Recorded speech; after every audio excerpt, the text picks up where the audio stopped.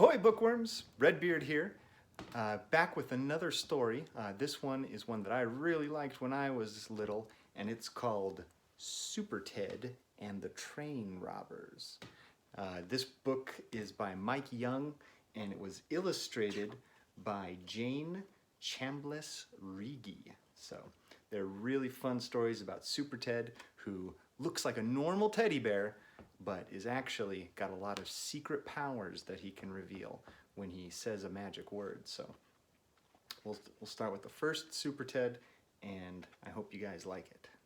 So it starts off in the big mountains. Look at all those snow and all the mountain peaks everywhere. Pretty cool, huh? And it starts off like this. It was winter. A thick blanket of snow covered the mountains and trees up in the Swiss Alps.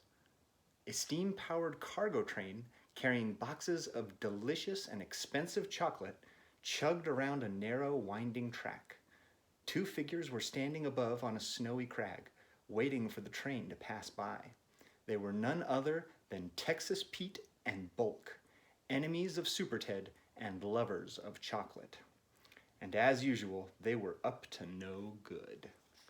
So you can see Texas Pete and Bulk there with that big horn. What do you think they're going to do with that big old horn? Okay, Bulk, when I give the signal, you blow the horn, Texas Pete said. What tune would you like, Tex? Asked Bulk. I don't want a tune. I just want you to blow the horn, Texas Pete said impatiently. Sure, Tex, but why? Asked Bulk. Texas Pete explained his plan. You blow the horn, our pal Skeleton is down on the track. He hears the horn, changes the switches, the train goes off the track and onto the siding. It stops, we get in, we drive it away, and all that chocolate is ours. Get the picture? What picture, Tex? I don't see any picture, said Bulk, looking puzzled. Forget it, yelled Texas Pete. Here comes the train. Ready? Blow! Bulk puffed out his cheeks and blew into the air. The horn, silly, Tex growled menacingly. That's silly Bulk. Bulk blew the horn. Bwaat! Look at that. As the noise echoed across the mountain, the rocks trembled and the snow began to slide. The bwaat had started an avalanche. Help! Shouted Bulk as the snow swept him down the mountainside. Tex tumbled down after him. Bulk fell into the railway switches, bump, and the train changed tracks and rolled into a tunnel. There was a sharp squealing of brakes as the train ground to a halt. Wow, that really loud horn sound caused an avalanche and they fell all the way down the mountain. Things aren't going according to Tex's plan.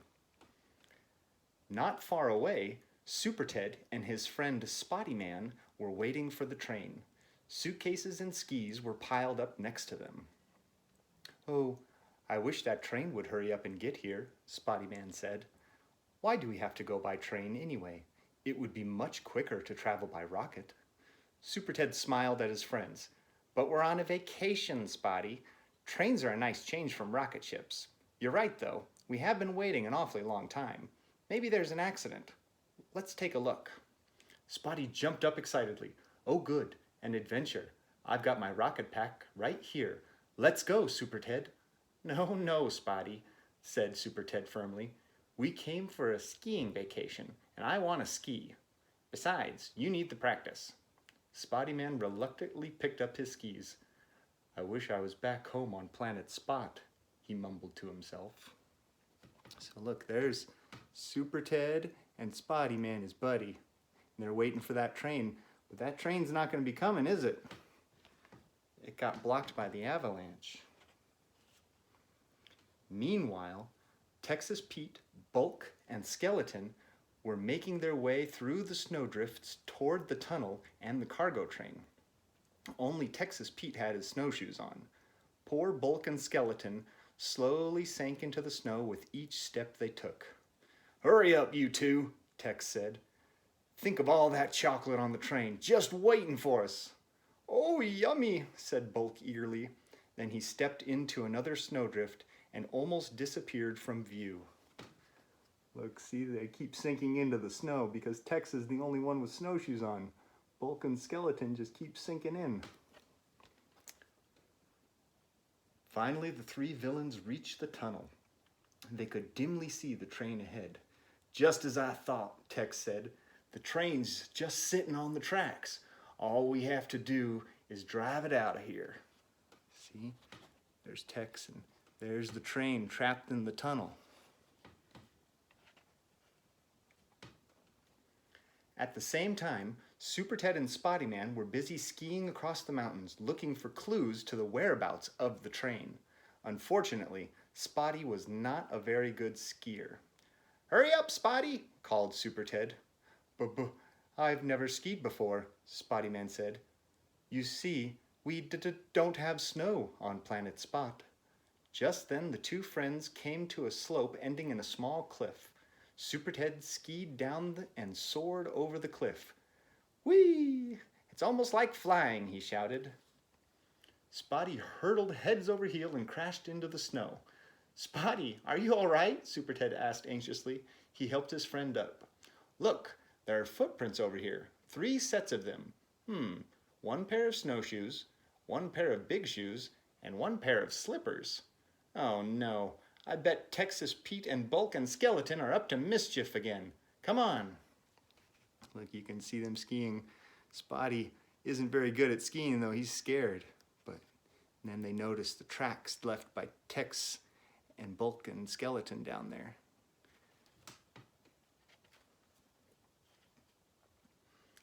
Back in the tunnel, the robbers made their way toward the train. If we can't drive the train away, we'll have to carry the chocolate with us, Tex said. Or we could just eat it all here, began Bulk. Suddenly they heard a noise.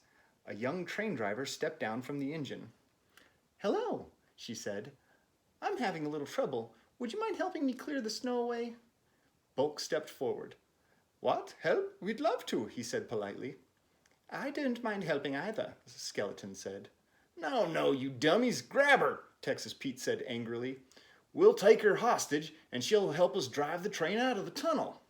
Oh man, mean old Pete, see? He's gonna take the train conductor hostage and make her drive the train out so that they can have all the chocolate for themselves. SuperTed and Spotty Man followed the 3 sets of footprints straight into the dark tunnel. Stick close by, Spotty, SuperTed said nervously. There's something moving in there. Suddenly, the train came speeding around a bend in the tunnel. The bright headlights were dazzling. Spotty Man leaped back against the wall of the tunnel. Watch out, SuperTed, he cried as the brave teddy bear disappeared beneath the wheels. Oh no! See the train? What's going to happen to SuperTed? Luckily, SuperTed was untouched by the train's cars as they passed over him. Then the train vanished in the distance. SuperTed stood up cautiously. Rocketing raspberry, Spotty, where are you? He asked. A groan came from the wall. Spotty unpeeled himself from the bricks and dusted himself off. I think you ought to say your magic word now, SuperTed, he said. SuperTed agreed.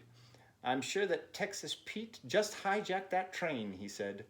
Switch on your rocket pack, Spotty. If we ski after them, we won't have a chance. Then SuperTed whispered his magic word and instantly gained his extraordinary powers. Whoa. So after that train went zooming off, they knew they couldn't ski anymore. So SuperTed had to use his magic word to get his magic powers. Ooh. What do you think? Are they going to be able to catch up to the train? Let's find out. Aboard the speeding train, Texas Pete ordered Bulk to work harder. Come on, Bulk, faster, he said. Shovel more coal into that fire. Anything you say, Tex, Bulk said. See, there they are, shoveling coal into the train to make it go faster. But who's catching up to them now? High above the train, SuperTed and Spotty Man were flying at full speed. "The train's going too fast, SuperTed," Spotty said. "Even if we catch up to it, we'll never be able to land." But SuperTed was determined. "We've got to try, Spotty," he said. "I'll head for the engine, and you land on one of the other cars." There he is. SuperTed can fly, and Spotty's got his rocket pack, and they're going to catch up to that train. See it down there? They're going to catch up and try and land on it. Whoa. But just as SuperTed and Spotty-Man landed on the train, it entered another tunnel. Spotty-Man was knocked off the train by the top of the tunnel. Plop! He fell into the snow. But SuperTed hung on, lying flat against the roof of the train cars. Oh no! Look, see? Spotty-Man got knocked off on the top of the tunnel. And SuperTed is just barely hanging on to the top as they go in. So now SuperTed's all alone. He doesn't have his friend to help him. SuperTed crawled forward until he could see the engine. There was Tex standing at the controls. "I knew Tex had to be behind this robbery," SuperTed muttered. "Stop this train, Texas Pete," he ordered. "Heh heh heh," Texas Pete said, laughing. "Having fun, SuperTed? It's just a little train robbery. Nothing to get steamed up about." He turned to Bulk. "Hey, disconnect the engine from the rest of the train. We'll leave that puny Teddy miles behind." Bulk's brain began to grind into action.